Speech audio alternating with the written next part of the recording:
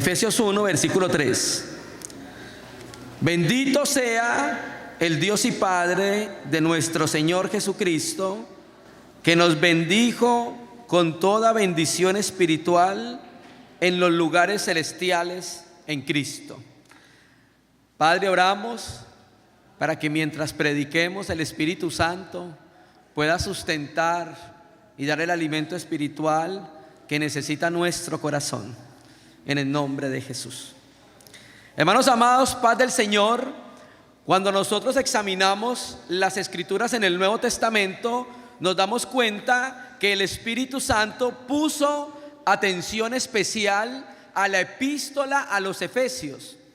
Cuando usted mira las Escrituras, se da cuenta que tenemos este escrito del apóstol a la iglesia en Éfeso, pero cuando usted va a Apocalipsis se da cuenta que el Señor Jesucristo también le envió una epístola a la iglesia en Éfeso. Pero cuando usted mira el Nuevo Testamento se da cuenta que el apóstol Pablo le escribe a Timoteo, primera y segunda Timoteo, estando en Éfeso. Y se cree que primera de Juan, el apóstol Juan, estaba en Éfeso, otra epístola que tiene que ver con la iglesia en Éfeso.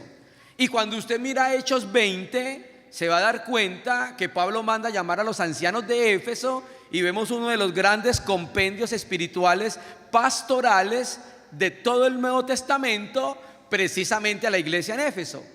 Entonces, cuando miramos todo el Nuevo Testamento nos damos cuenta que hubo un cuidado bien especial del Espíritu Santo a la iglesia en Éfeso. Y cuando miramos esta epístola nos damos cuenta que Dios tiene un propósito eterno. Y el propósito eterno es encabezar a Jesucristo y colocar a Jesucristo como cabeza de las cosas que están en los cielos y de las cosas que están en la tierra. Y ese propósito eterno empieza a cumplirse primeramente, ¿por quién? Por la iglesia, porque el capítulo 1 terminando 19, 20 y 21 nos muestra entonces que Cristo es establecido primeramente como cabeza de la iglesia. Entonces, hermano, esta epístola nos enseña los privilegios y responsabilidades que tenemos nosotros a ser miembros del cuerpo de Cristo. ¿Por qué? Porque el cuerpo de Cristo es un nuevo hombre, y en ese nuevo hombre es que se van a cumplir los propósitos eternos de Dios en este mundo. En ese nuevo hombre se van a cumplir los designios misteriosos de Dios acá en la tierra, hermanos. Y cuando nosotros miramos esta epístola sabemos que es una de las epístolas en prisión o en cautiverio.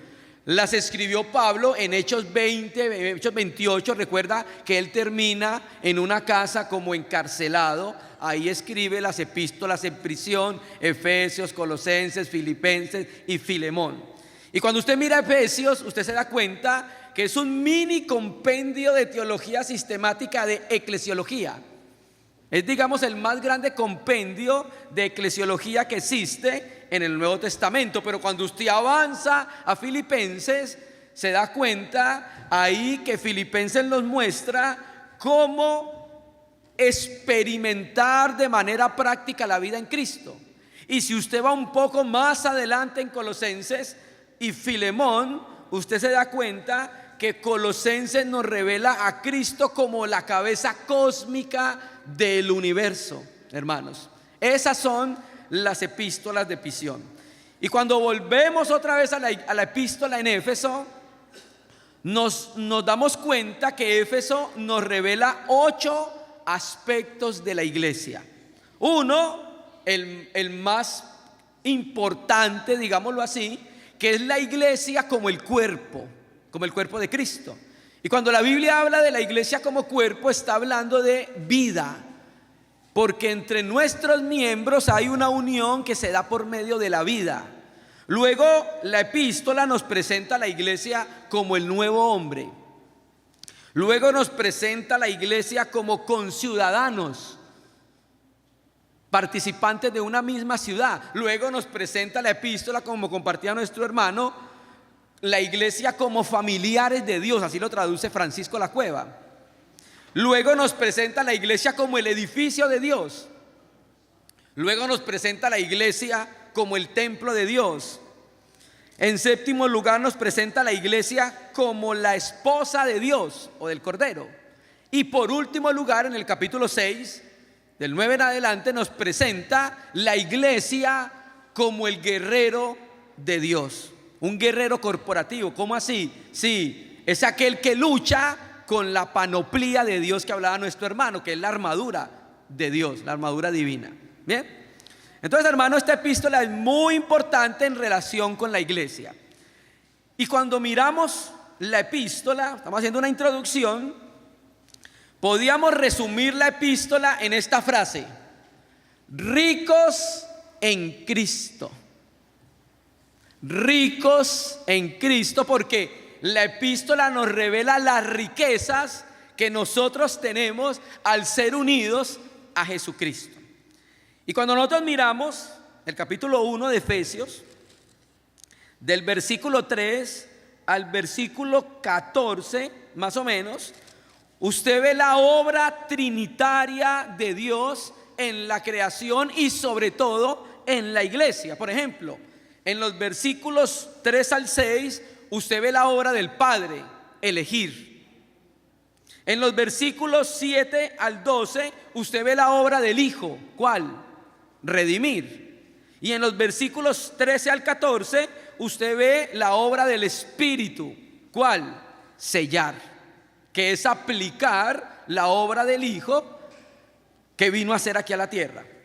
Y esta epístola, como han enseñado los hermanos, se divide en dos partes. Esa es la manera casi siempre del apóstol Pablo de enseñar y de escribir. Él tiene primero una parte doctrinal y luego tiene una parte práctica. En Colosenses pasa lo mismo. Colosenses tiene una parte doctrinal, la mitad de la epístola, y luego tiene la otra mitad, una parte práctica. Efesios tiene lo mismo. La primera parte, que es del 1:3 al 3:21, tiene la posición del creyente, que es la parte doctrinal.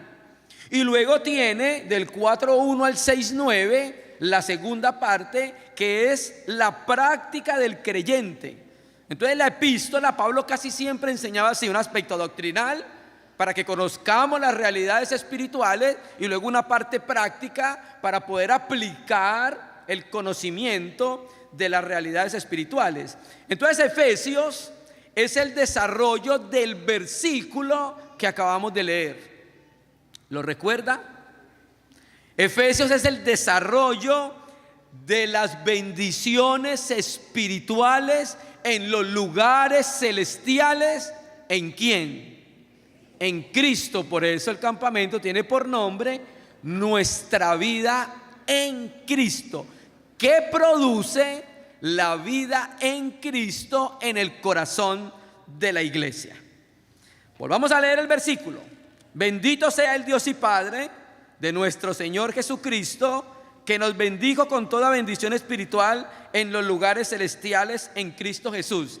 Mire bien su Biblia y usted va a percibir que lo que Pablo está escribiendo, que procede de revelación del Espíritu, también es una exaltación a Dios. O sea, Pablo está percibiendo que el Padre nos dio en Cristo muchas cosas, y entonces está como diciendo: bendito sea el Dios y Padre. Es como si dijera: alabado sea Dios. O sea, él prorrumpe en bendiciones de exaltación a Dios porque ha percibido una realidad espiritual. ¿Cuál fue la realidad espiritual que percibió? Mire su Biblia. ¿Cuál es? Nos bendijo, hermanos. Y su forma verbal de esa palabra bendijo, al ser una forma verbal en aoristo, significa una acción que ya fue concluida. O sea, sí o sí, el Padre a usted, a mí y a todos los creyentes en todos los tiempos, en todas las edades, en todos los siglos y los que están por venir, han sido bendecidos en Cristo. Punto final. Todos nosotros, por la forma verbal, entendemos. Entonces el Dios que nosotros bendecimos, ¿sabe qué hizo? Nos bendijo a nosotros, a la iglesia. Y cuando nosotros vemos esa bendición, vemos reveladas esas palabras de bendición en el Nuevo Testamento, y esa bendición la vemos revelada en la obra de Jesucristo a nuestro favor. Cada palabra, cada promesa del Nuevo Testamento es una bendición para nosotros. Por ejemplo, del 1:4 al 14, usted puede empezar a enumerar las bendiciones con las que el Padre nos bendijo. Ahorita vamos a mirar algunas. Y sigue diciendo el texto, mire su Biblia, hermanos. ¿Sabe cómo nos bendijo el Padre? Mire su Biblia. Con toda bendición espiritual. Mire, hermano, todas estas bendiciones son de carácter ¿qué? Espiritual. O sea, mire, hermanos, toda bendición que el Padre nos podría dar ya nos la dio. ¿Ve? Todo lo que el Padre nos podía bendecir ya nos bendijo. ¿Bien? Y toda bendición procede, ahí dice, toda bendición es de carácter espiritual. Hermano, yo ayer me gané el baloto. Qué bendición. Hermano, ayer Dios me dio una casa. Qué bendición. Hermano, ayer Dios me subió el sueldo en la empresa. Qué bendición. Pero esas no son las bendiciones. ¿Sabe qué dice la Escritura? Esas son añadiduras. Las bendiciones son de carácter espiritual, hermanos. ¿Bien? Y al ser de carácter espiritual proceden por vía del Espíritu Santo. ¿Bien? Y esas bendiciones proceden de un lugar, mire su Biblia, en los lugares celestiales. O sea, todas estas bendiciones se hallan ¿en dónde?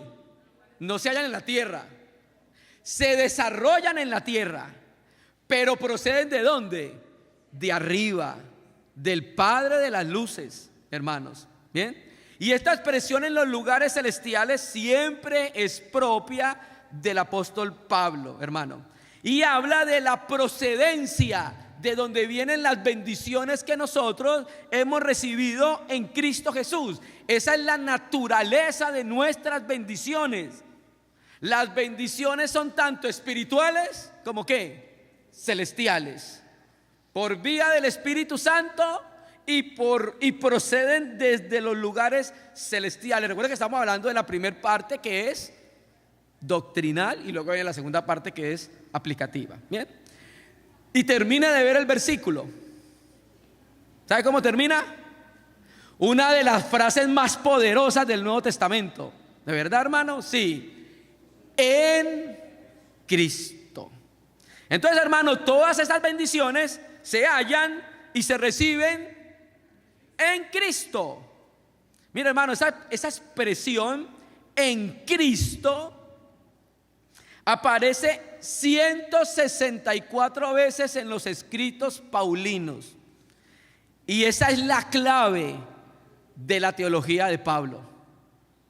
La bendición en Cristo, la posición en Cristo, nuestra vida en Cristo, las bendiciones espirituales en Cristo, nuestra muerte en Cristo. ¿Ve?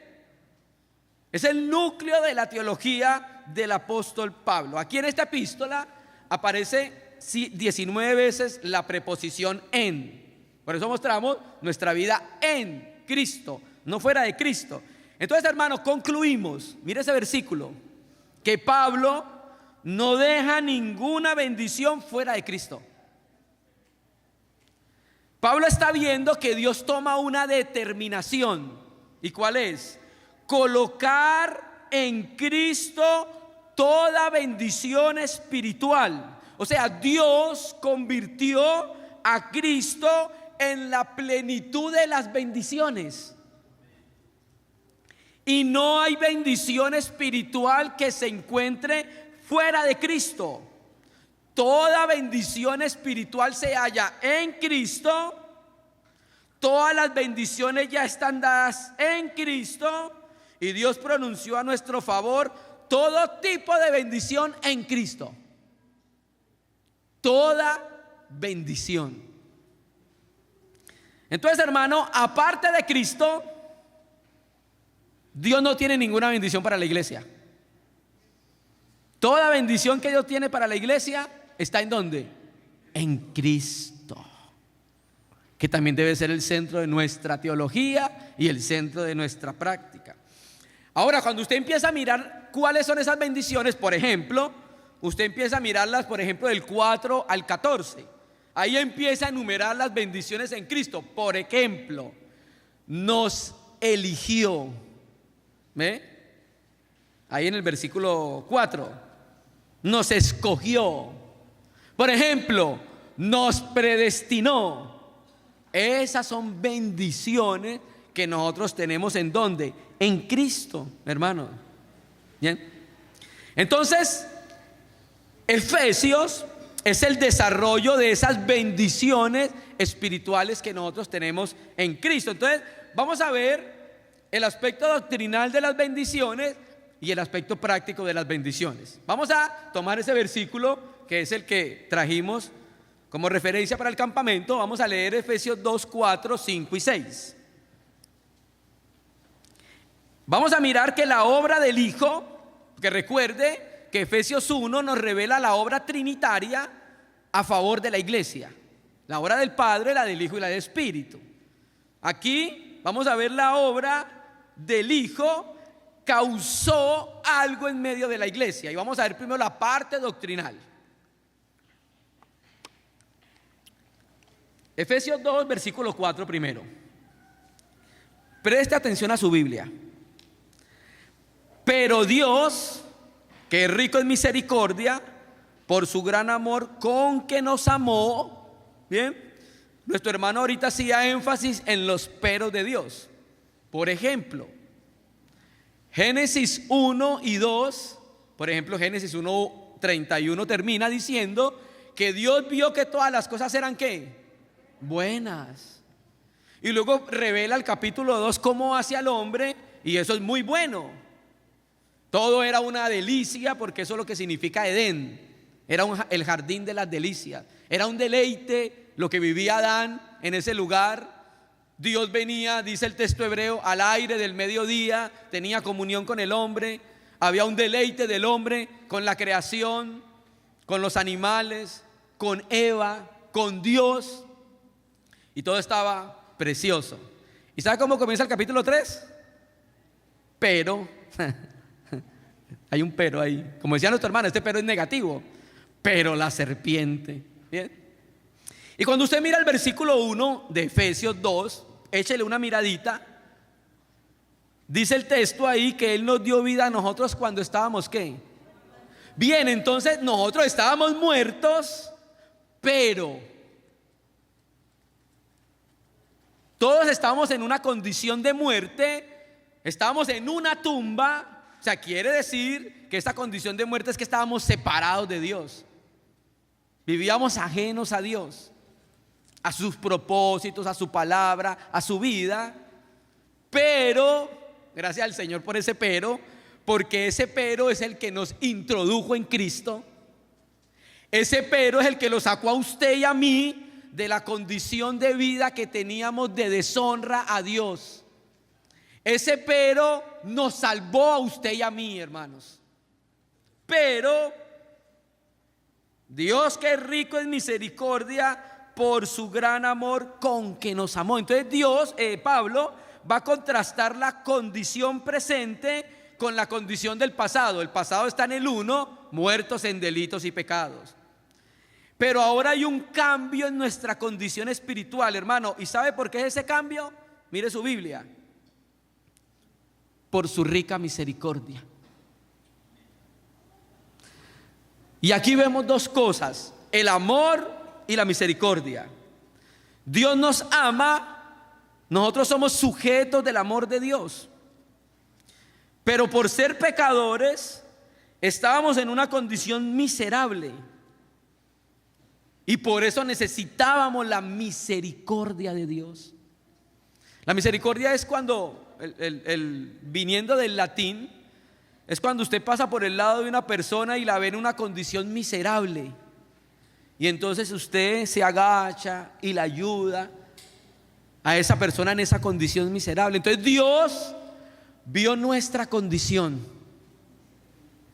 Éramos miserables, hermano, porque el pecado causa eso en el corazón del ser humano.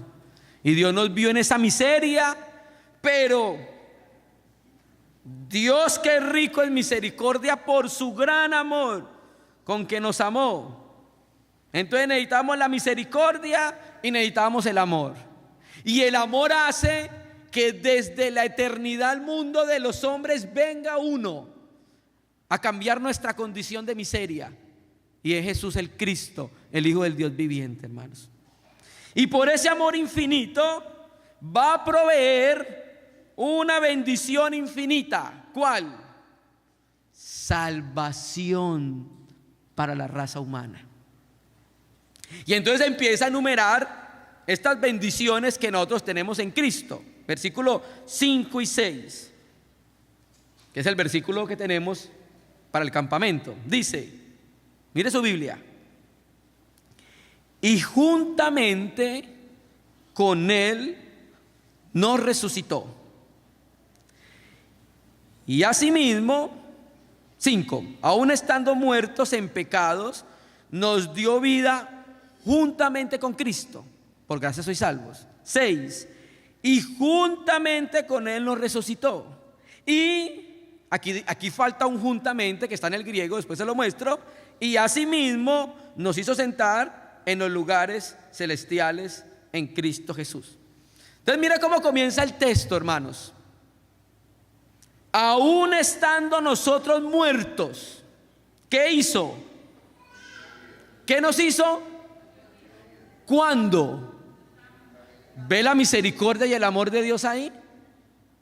Ahora lanzo esta pregunta: ¿usted qué hizo para ser el objeto del amor y la misericordia de Dios? ¿Usted y yo qué hicimos para que, estando en esa condición de muerte, que era una condición de deshonra para el Señor? Acuérdese cuando usted y yo vivíamos sin Cristo en el mundial, ¿se acuerda? Usted le traía honra a Jesucristo, le traía honor a Jesucristo, honraba a Jesucristo, vivía por Jesucristo. Nada de eso, ¿cierto? Pero incluso en esa condición, ¿sabe qué dice Dios? Nos amó y tuvo misericordia de nosotros. ¿Bien? Entonces, hermano, la muerte invadió todo nuestro ser. Y Efesios nos considera muertos. ¿Y qué necesita un muerto delante de Dios? Vida, tener vida.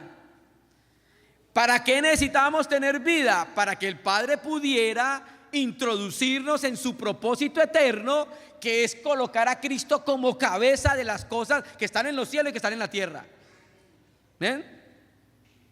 Entonces, hermano, ese amor infinito impulsa a Dios a hacer algo, claro, con el resto de sus atributos, impulsa a Dios a hacer algo con estos muertos.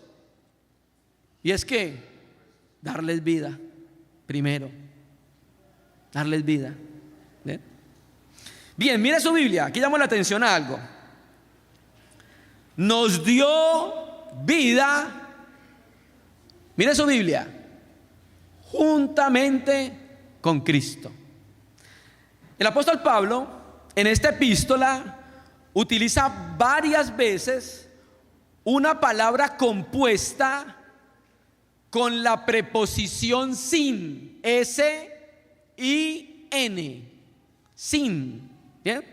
Por ejemplo, donde dice nos dio vida juntamente con 1, 2, 3, 4, 5 palabras, en el texto griego es una sola palabra, una solita, y es la palabra sinesopoisen. Es una palabra compuesta de sin, que significa junto con, juntamente con, y la palabra sopoie, que significa vitalizar.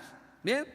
Entonces, si se traduce, está bien traducido, significa dar vida juntamente, vivificar juntamente. Entonces viene la pregunta, porque esa palabra se repite mucho en el Nuevo Testamento con Pablo. Viene la pregunta: ¿por qué Dios nos dio vida es con Cristo? ¿Por qué Dios no nos dio vida sin Cristo? ¿Por qué no la dio fue con Cristo?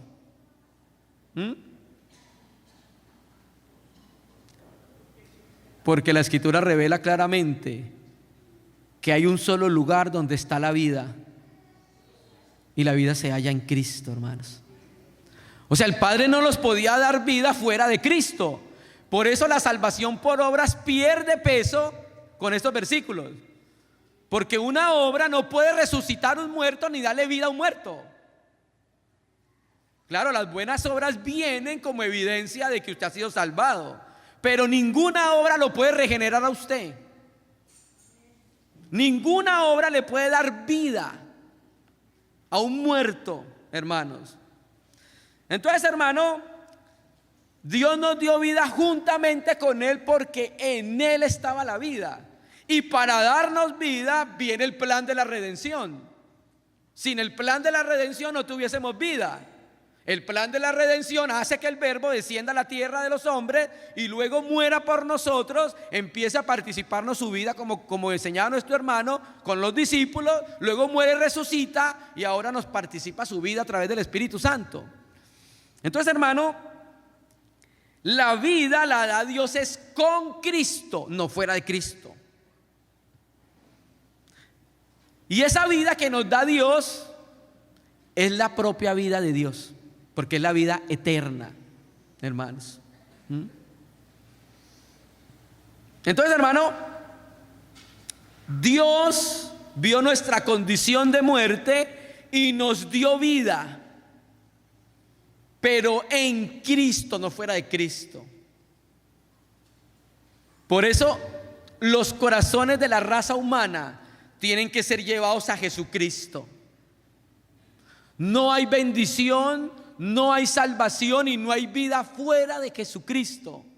Se halla única y exclusivamente en el Hijo de Dios. Y yo sé por eso que muchas religiones acusan al cristianismo de ser una religión exclusiva. A lo que respondemos: sí, porque el Padre nos reveló que solamente había vida en Jesucristo.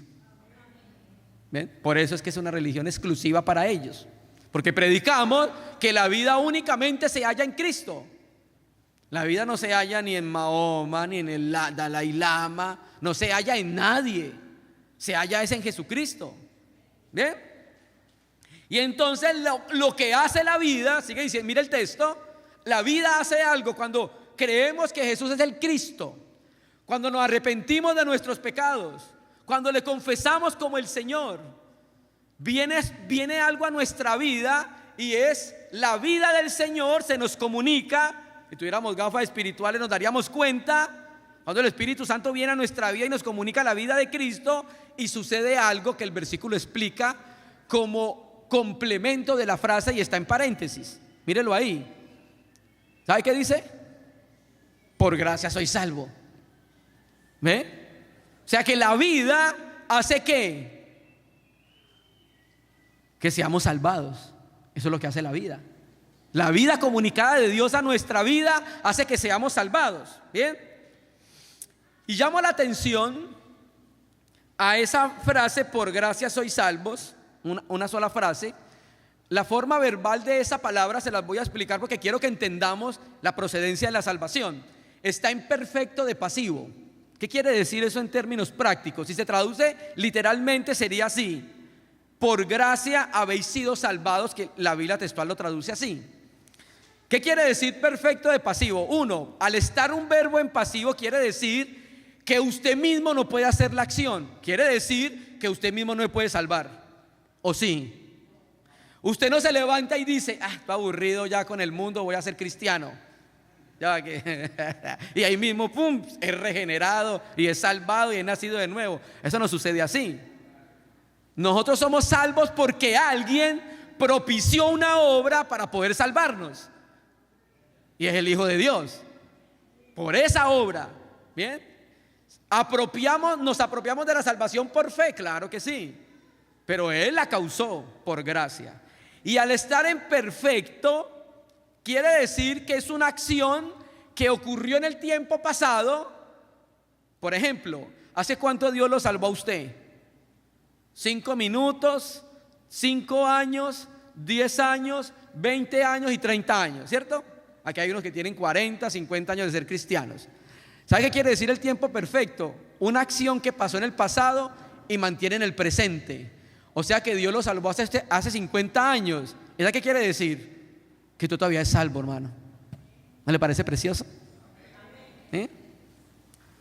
Entonces, hermano, no hay fuerza en el universo que nos pueda dar vida más que la gracia de Dios. Y aquí ser salvos, tener vida, significa ser salvos. Nos dio vida juntamente con Él, y entonces sigue diciendo, por gracia sois salvos.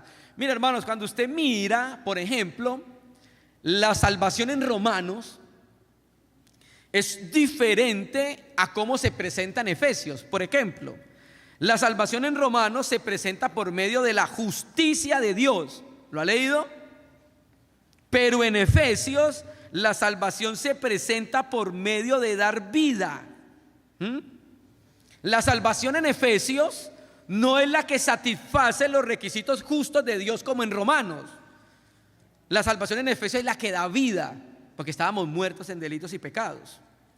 Entonces tenemos que juntamente con Cristo hizo algo el Señor y nos dio vida.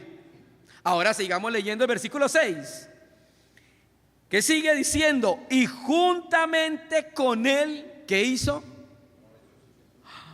Otra vez, Pablo teniendo revelación de la obra de Jesucristo a nuestro favor. Otra vez esta palabra es una palabra compuesta de sin. La palabra sineheiro. Sin, juntamente con egeiro, significa levantar o resucitar. Quiere decir que fuimos resucitados juntamente con, ¿ve? No sin Cristo, juntamente con Cristo. Pregunta, ¿por qué no resucitó juntamente con Cristo? Porque el Padre primero resucitó a su Hijo para que esa sea la experiencia de la iglesia, hermanos. Cuando Cristo resucita de entre los muertos, nosotros, voy a utilizar este término, permítame utilizarlo, estábamos potencialmente en Cristo cuando resucitó. Y cuando creemos por la fe, entonces lo que Cristo experimentó viene a ser nuestra experiencia. Entonces por eso ahora nosotros, los que hemos nacido de nuevo, debemos andar en una nueva vida. Porque es la vida de ¿quién? De resurrección, hermanos. Entonces vivificarnos, o sea, darnos vida, es el primer paso. Segundo paso es resucitarnos de la posición de muerte que teníamos. Y otra vez el verbo está en aoristo, una acción concluida. Usted y yo ya resucitamos. ¿De verdad? Por supuesto, hermanos. Cuando Cristo se levantó entre los muertos, juntamente con Él lo levantamos. ¿Y sabe qué es esto? Bendiciones espirituales. Estas son las bendiciones espirituales que tenemos. ¿Y sabe qué hace la vida de resurrección? Reorienta nuestra vida, porque la vida de resurrección es poderosa, es energizante, y ella nos reorienta nuestra vida. Por eso Pablo en esta epístola, para hablar del poder de la resurrección, utiliza varias veces una palabra que en la Reina Valera no aparece, y es la palabra energía. Y esa palabra energía habla de la fuerza potente del Espíritu Santo para que podamos vivir una vida de resurrección, hermanos. Y usted sabe que la resurrección es la vida que pasa por la muerte y sale de ella. ¿Bien? Y también hizo algo más con nosotros. Primero nos dio vida juntamente con Cristo. Segundo, ¿qué hizo? Nos resucitó. Tercero, El texto griego, el Reina y Valera no lo traduce, solamente dice así: y asimismo nos hizo sentar en lugares celestiales. Voy a leer esta versión, es una versión, la versión Bover Cantera de 1957. Ella sí lo traduce literalmente como aparece en el griego. Dice, 6: y juntamente nos sentó. ¿Ve? Otra vez es la misma raíz cuando dice juntamente nos sentó. Es la palabra compuesta de sin, juntamente con, y la palabra catizo, que significa sentarse o establecerse. Entonces, significa que usted y yo tomamos asiento con Cristo.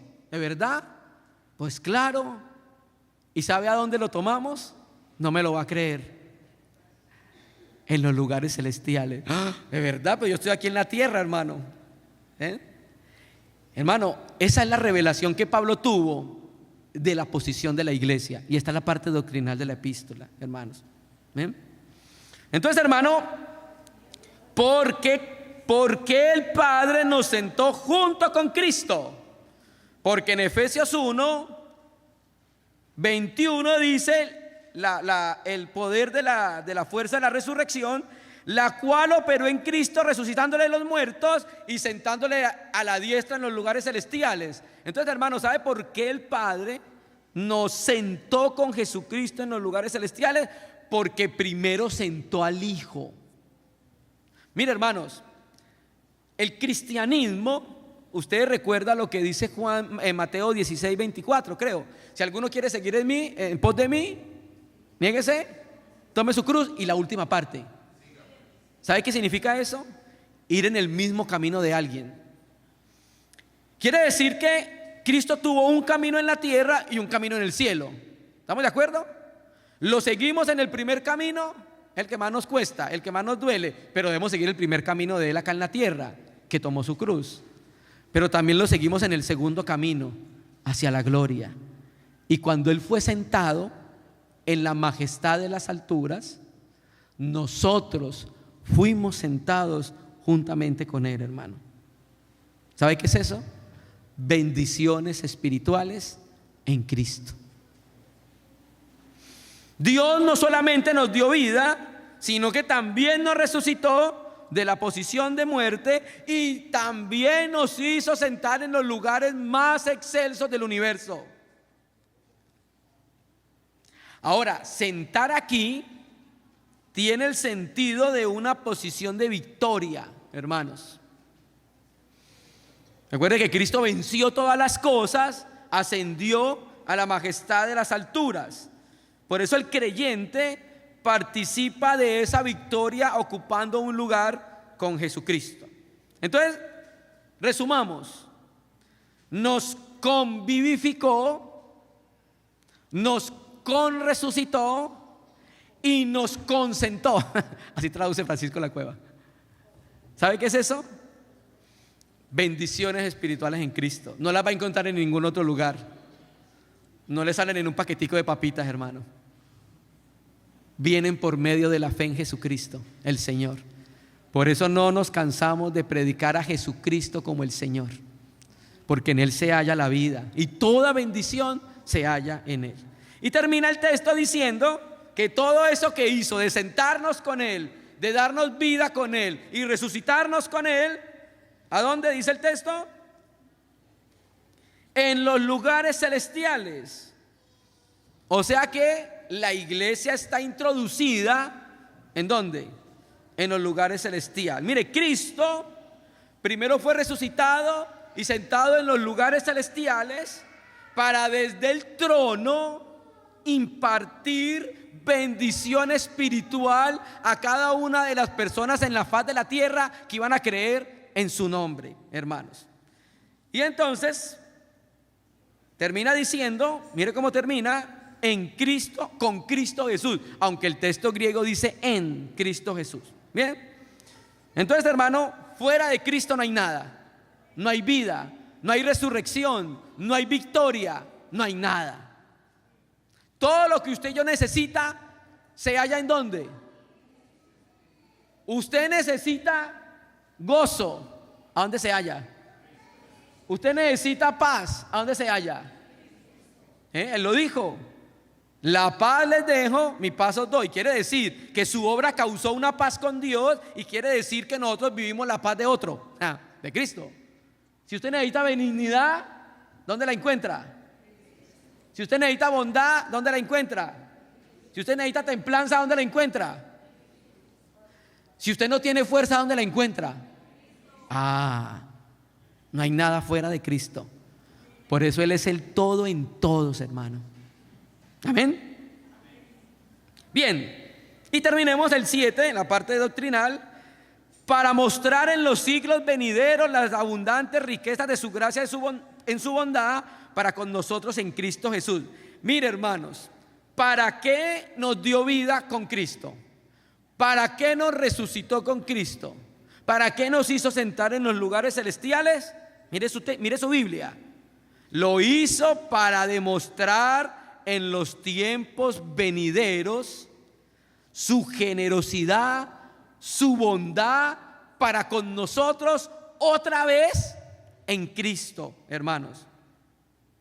Esto que Dios hizo, todo esto que hizo en Cristo, ocurre para que sea conocida la abundante gracia de Dios, para que en la eternidad se conozca la incalculable grandeza de la gracia divina que actúa en salvación para los hombres muertos en delitos y en pecados, hermano. ¿Sabe qué da a entender este texto? Que va a ser un tema de conversación eterna, hermano.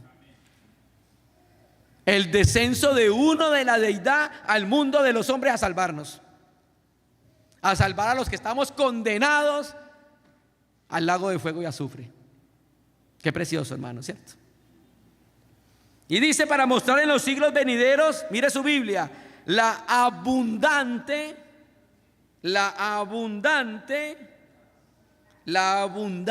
riqueza de su gracia. Esa palabra abundante, hipérbalo, significa desbordante, significa en exceso.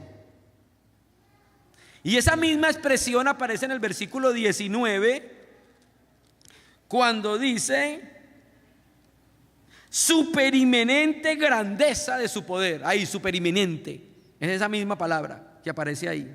Bien, entonces, hermano, estas son las bendiciones que nosotros tenemos en Cristo Jesús. Todo eso Él lo hizo para que a lo largo de los siglos eternos Dios diera a conocer a los seres espirituales angélicos cuánto le costó enviar a su Hijo a este mundo y cuánto le costó al Señor Jesús llevar nuestros pecados sobre la cruz. Es un tema que nunca se va a agotar, hermanos. Recuerda un texto en Zacarías que le preguntan y dice: ¿y esas heridas en tus manos? Y dice: con ellas fui herido en casa de mis amigos. ¿Recuerda? Y recuerda cuando resucita al Dídimo, el gemelo, le muestra después de resucitado la evidencia de su encarnación, la evidencia de su muerte por nosotros. ¿Lo recuerda? Entonces, hermano, esto es lo que tenemos en nuestra posición y unión con Cristo. Bien, ahora vamos a ir a un aspecto práctico, porque recuerde que la epístola está dividida en dos partes: la posición, que es la doctrinal, y el aspecto práctico de nuestra posición que tenemos en Cristo. Vamos a ir a Efesios 4.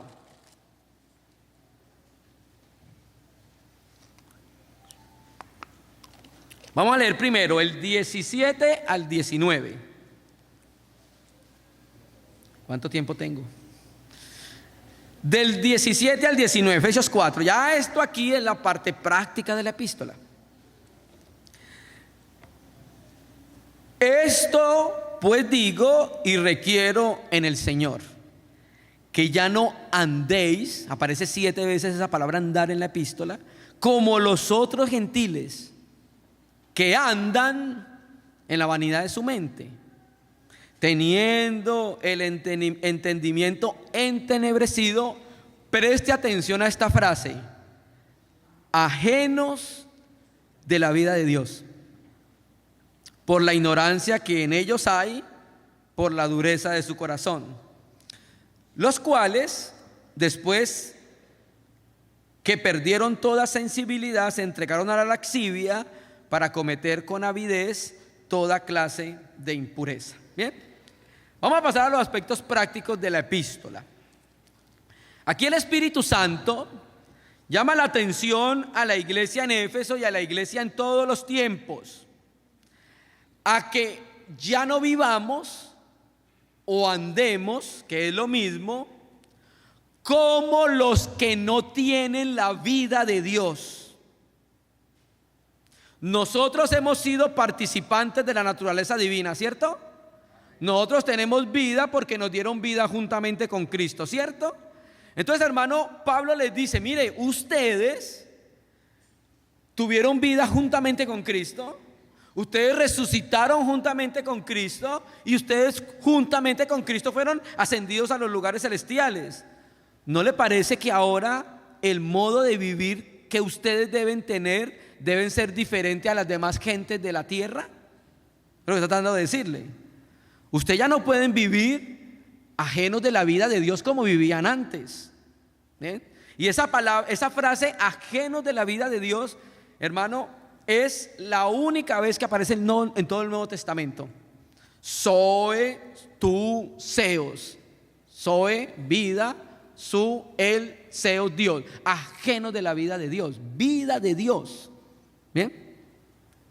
Entonces los que andan ajenos de la vida de Dios andan con una vida vana, vacía. ¿Y sabe cuándo ocurrió eso? Pues en el huerto de las delicias. El hombre pudiese haber participado de la vida de Dios, que estaba representado por el árbol de la vida, pero cuando el hombre se independiza de Dios, empieza a vivir alejado de la vida de Dios. ¿Y sabe cómo se tipifica? Cuando Dios lo echó el huerto. Es como si el hombre ahora viviera ya alejado de la vida de Dios y viviera su propia vida. Y luego Dios coloca los querubines ahí con la espada y la llama de fuego, que representa la gloria, la santidad y la justicia del Señor, e impiden que el hombre pecaminoso recibiera la vida eterna. Entonces Pablo, por el Espíritu, le dice, mire todo lo que tenemos en Cristo. ¿Qué hacen entonces todavía viviendo como si no tuvieran la vida del Señor? ¿Ve? Ya no debemos andar o vivir como ellos, porque nosotros sí tenemos al Espíritu Santo. ¿A usted lo selló el Espíritu Santo? Pues a mí también. Y entonces espera que los que hemos sido regenerados, la orientación de vida sea diferente que la orientación de vida del mundo, hermanos. Y Pablo nos dice que tenemos que andar dignos de esa vocación, guardando la unidad, crecer en la medida de Cristo y vivir una vida contraria a como la vive el mundo. Ahora, hermano Yair, pero ¿cómo el mundo vive su vida? Sencillo. Acuérdese cuando vivíamos sin Cristo. ¿Recuerda? No es grato, pero así es vivir la vida del mundo. ¿Ve? Versículo 20. Importante. La parte doctrinal, la parte práctica. Aquí hay otro pero en Reina y Valera no aparece en Francisco La Cueva. Dice, pero Francisco La Cueva translitera, pero vosotros no habéis aprendido así a Cristo. ¿Bien? Acá hay otro pero. Bien. Ellos viven como ajenos a la vida de Dios, no tienen en cuenta la vida de Dios. Viven una vida pecaminosa, de mentiras, de engaño, de robo, de egoísmo, de egocentrismo. Pero a los que hemos sido resucitados con Cristo, a los que se nos dio vida juntamente con Cristo, nosotros hemos aprendido a vivir de otra manera. ¿Y de quién lo aprendimos? Mire su Biblia. ¿De quién? Mas, pero vosotros no habéis aprendido así a Cristo. ¿Ve esa palabra aprendido? Mantano viene de maetes, que significa discípulo. ¿Sabe dónde aparece? En Mateo 11:29, cuando el Señor dice: aprended de mí. ¿Ha leído? Bueno, ahí se utiliza esa misma palabra. En vano, entonces, los que hemos sido identificados con Cristo por la fe, tenemos otra orientación de vida, una orientación de vida celestial. Porque nosotros, a diferencia del mundo, escúcheme, querido hermano, tenemos un maestro que nos enseña desde el interior cómo vivir. ¿Ven? Y mire, hermanos, aprender de Cristo no es simplemente conocer doctrina acerca de Cristo, sino que es conocer al Cristo mismo. Yo creo siempre que nosotros necesitamos doctrina y vida. Si usted tiene doctrina pero no tiene vida, se vuelve un cabezón con los pies chiquitos porque no sabe cómo caminar. Si usted tiene vida y no tiene doctrina y no tiene teología, entonces tenemos una persona muy subjetiva. Nosotros debemos tener doctrina con vida. Entonces hay que conocer a Cristo y hay que aprender a Cristo. Y el aprender a Cristo ocurre en el interior y en la comunión, queridos hermanos. En lo más íntimo del corazón, usted con el Señor, viéndolo a Él, usted va aprendiendo. Y cuando usted aprende de Él, usted empieza a aplicar ese conocimiento de la doctrina acerca de Cristo. ¿Lo entendimos? Versículo 21. 20, más vosotros no habéis aprendido hacia Cristo, si en verdad le habéis oído a Él y habéis sido por Él enseñados conforme a la verdad que está ¿en quién? Otra vez en Cristo, pero aquí es en Jesús. Entonces, hermano, los creyentes en Éfeso habían aprendido de Cristo o a vivir a Cristo teniendo comunión con Cristo, hermano, y escúcheme. Abra sus oídos. Quien aprende de Cristo no vive conforme a la pecaminosidad del mundo, sino conforme a la santidad de Cristo. Esa es la opción de vida que nosotros tenemos por haber aprendido a Cristo, hermanos. La experiencia de vida de Cristo no era pecaminosa, era santa, pura y verdadera. Así hemos aprendido de Él. Así es la vida de Él, hermanos. Y termina diciendo conforme a la verdad que está en Cristo. ¿Bien? Cristo enseña la verdad, pues claro, pero también es la verdad encarnada. No se trata de una enseñanza sobre la verdad que está incluida en la didascalia eclesial, claro que sí, en la enseñanza de la iglesia, sino de vivir la verdad, porque el que vive a Cristo, que vive la verdad. ¿Ve? Entonces, hermano, hay una diferencia en conocer a Cristo, conocer de Cristo y conocer a Cristo por vida. ¿Bien? Venga, la Biblia textual aquí tiene una diferencia, quiero mostrarlas. Permítame un momentico, que no aparece ahí en Efesios. Aquí aparece, tiene una palabra de más. Dice 4:21. Dice: si en verdad lo oíste y fuisteis enseñados en Él, conforme a la verdad que está en Jesús. Esta frase no aparece en Reina y Valera. A saber, 2 puntos. O sea, hay algo que nosotros necesitamos conocer, saber. Y viene entonces la parte más práctica. En cuanto a la antigua manera de vivir, estoy leyendo la Biblia textual, a despojarse del viejo hombre que está siendo destruido por los deseos del engaño. Entonces, acá tenemos nosotros el asunto práctico, uno de los asuntos prácticos, porque ahí empieza la parte más práctica de la epístola. Va Pablo a hacer un contraste entre el viejo hombre y el nuevo hombre. ¿Por qué va a hacer un contraste en el viejo hombre? Porque nosotros estábamos muertos en delitos pecados. ¿Qué es eso? Viejo hombre. Pero ahora nos dio vida juntamente con Cristo. ¿Qué es eso? Nuevo hombre. ¿Bien? Entonces dice que nos despojemos del viejo hombre que tenía una antigua manera de vivir. Mira, hermano, ¿sabe qué nos muestra esto? Que quien aprendió de Cristo y quien aprendió a Cristo no persevera en la vida propia del mundo pecaminoso.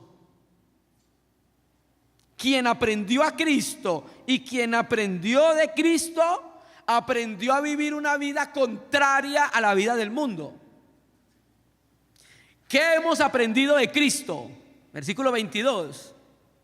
Despojarnos del viejo hombre y vestirnos del nuevo hombre. Que ahí dice, en cuanto a la antigua o a la anterior manera de vivir. Mire, hermanos, el viejo hombre tiene una forma de vida, una esfera de vida, una manera de vivir, una manera de comportarse. Y cada uno de nosotros por experiencia sabe qué es eso. Usted sabe qué es la manera antigua de vivir. Yo también lo sé, todos lo sabemos. Porque nosotros tenemos dos vidas, la antigua y la nueva. Y hubo un momento que Cristo irrumpió en nuestra vida y nuestra vida se partió en dos, así como se partió la historia de la humanidad en dos. Cuando Cristo vino, antes de Cristo, después de Cristo. Lo mismo pasa en su vida y en la mía. Cuando Cristo vino, antes de Cristo, que era nuestra antigua manera de vivir, y nuestra nueva vida ahora en Jesucristo. ¿Bien? Entonces, hermano, ese viejo hombre, eso es un término propio de Pablo.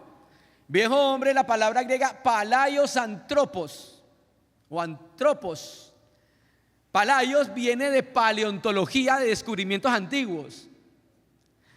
Pero recuerde una cosa, Adán no era viejo. Cuando Dios lo creó y salió de las manos de Dios, no era viejo. ¿Qué causó que se volviera viejo? Cuando peca, entonces ahora ya se volvió viejo, nos sirve para los propósitos de Dios. Entonces la raza humana estamos llenos de viejos. Pero gracias a Dios que cuando creímos ya pasamos de ser viejos a ser nuevos, ¿no? Entonces aprendimos de Cristo a despojarnos del viejo hombre. Hay un contraste entre despojarse y vestirse. Despojarse y vestirse sugiere un cambio de ropa. Se debe quitar la ropa sucia para vestirse la ropa nueva. Ojo, que esto es la experiencia, la posición ya la tenemos. Bien, ya estamos hablando de la experiencia. Entonces Francisco de la Cueva traduce: os despojéis, os renovéis y os vistáis. ¿Bien? Así fuimos enseñados por Cristo. Nos enseñó que nuestro viejo hombre fue crucificado juntamente con Él. ¿Estamos de acuerdo? Eso nos enseñó Él. ¿Bien? Nos enseñó que nuestro viejo hombre fue sepultado juntamente con Él y enterrado, hermanos. Entonces, hermano, eso lo aprendimos de Él. Entonces Él nos dice, como el viejo hombre se le dio fin en la cruz, porque Dios, que es todo sabio, todo entendido, vio que la única manera, o sea, vio que lo único que se podía hacer con el viejo hombre era una sola cosa, y era crucificarlo. No se podía hacer nada más. El viejo hombre no se remienda, usted no se puede mejorar a usted mismo. Solamente se hace, hay una cosa por hacer y es matarlo. Entonces Dios le dio fin a la forma de vida en la cruz. Se mató la forma de vida vieja en la cruz. Hermano, que esto renueve nuestra mente. nuestra forma de pensar. Y entonces ahora nos manda a despojarnos.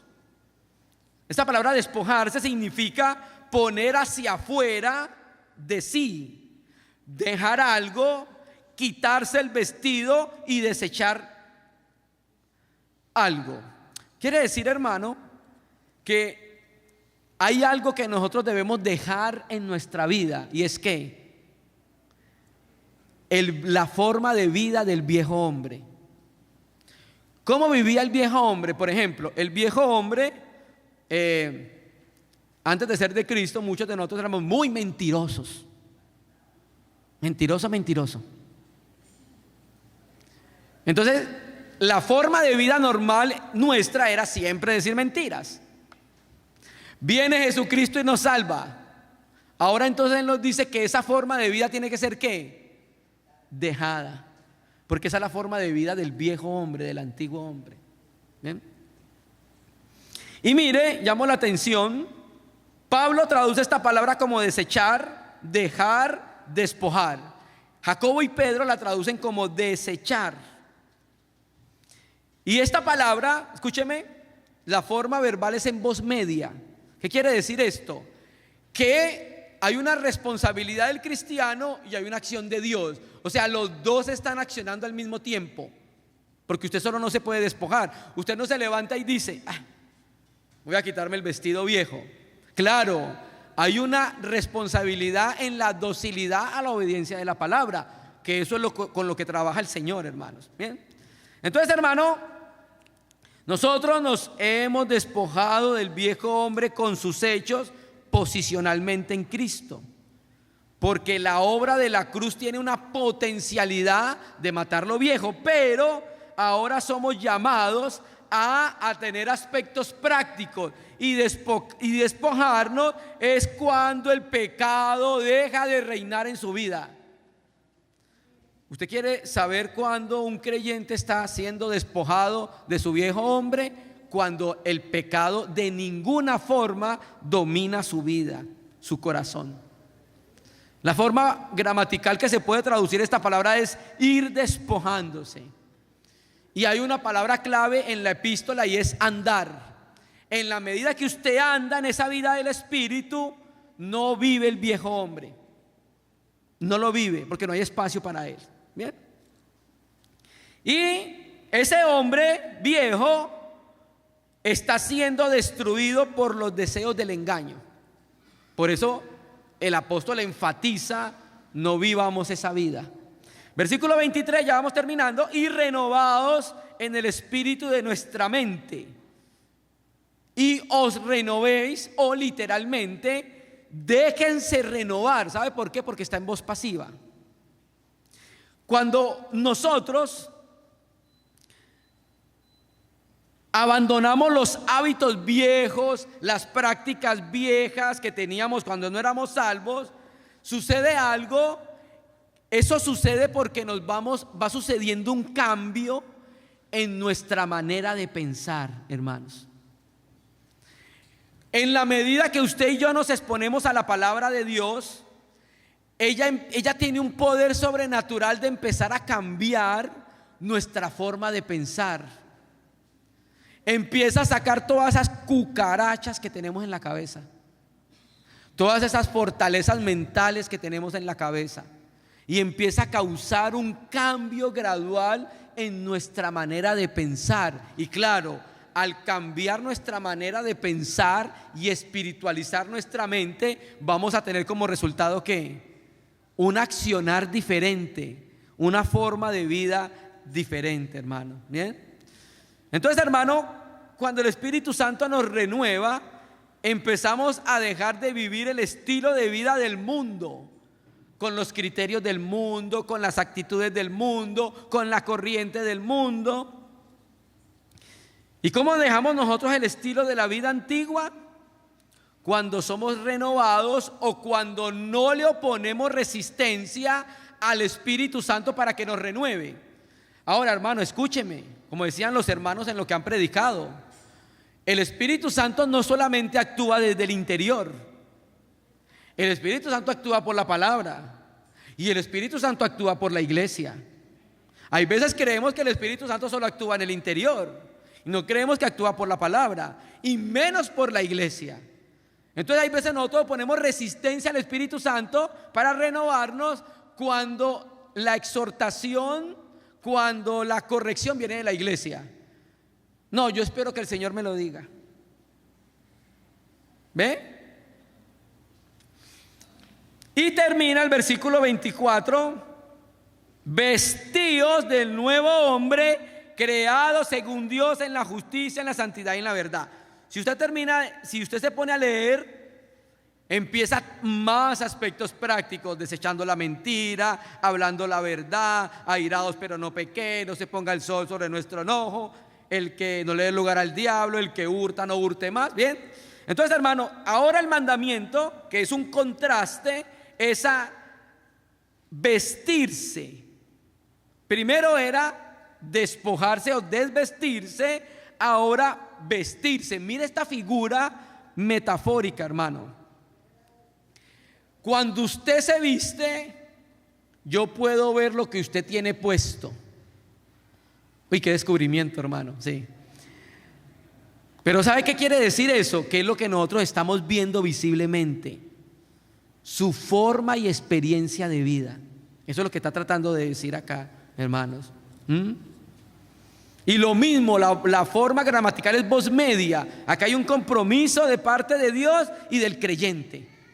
¿Bien? El creyente, cuando es renovado por la gracia de Dios y es dócil al Espíritu Santo, al poder del Espíritu Santo, entonces Dios empieza a hacer algo. Desde el interior provee la energía para que el creyente pueda vestirse, hermano. Y mire, una acción lleva a la otra.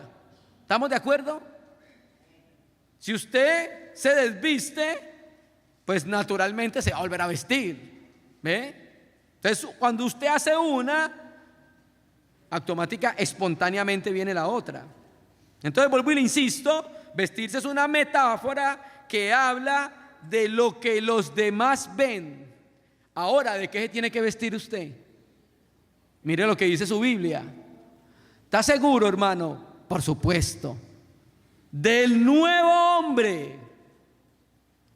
Y el nuevo hombre solo se halla en Cristo, hermano. ¿Bien? El nuevo hombre tiene un vivir y una esfera en la que vive y se mueve. El nuevo hombre tiene orientaciones celestiales. El nuevo hombre busca lo de Dios en la tierra. El nuevo hombre piensa en las cosas del cielo. El nuevo hombre tiene motivaciones celestiales, impulsos que vienen del Espíritu Santo, que lo van a llevar a vivir por Cristo y para Cristo. Ese es el nuevo hombre del cual en la práctica nos vestimos. Y ese nuevo hombre, mire lo que dice el texto, ha sido creado ¿qué? Mire su Biblia: según Dios, en la justicia y en la santidad de la verdad. Mire, cuando Dios crea al hombre, terminamos, interiormente él no tenía la vida de Dios. Pero esta nueva creación, o este segundo hombre, sí tiene la vida interior de Dios, hermano. ¿Bien? El nuevo hombre, creado en Cristo, como imagen de Dios, manifiesta tres aspectos propios de la nueva creación. Mire lo que ahí lo dice. ¿Cuál? Justicia, santidad y verdad. O sea, el nuevo hombre es justo con la relación con sus hermanos y hace justicia delante de Dios. El nuevo hombre es santo, tiene una vida separada del mundo. Y el nuevo hombre es verdadero o vive con la realidad del Espíritu Santo, hermanos. Bien, entonces, hermano, la epístola nos enseña a andar como camina el nuevo hombre. Hermano, ¿y dónde vemos ese nuevo hombre? En Cristo. Deberíamos pasar más tiempo con Cristo para conocerle y para que el Espíritu Santo reproduzca su vida y reproduzca a su vivir en nosotros. Entonces, hermano, aquí tenemos el contraste entre los dos hombres: el viejo que está corrompido, pecaminoso, que deshonra a Dios, el nuevo que es creado según Dios, el viejo que está dominado por las pasiones pecaminosas, el nuevo que es creado en la justicia y en la santidad. Que el Señor fortalezca nuestra vida para poder vivir nuestra vida en Cristo, hermanos.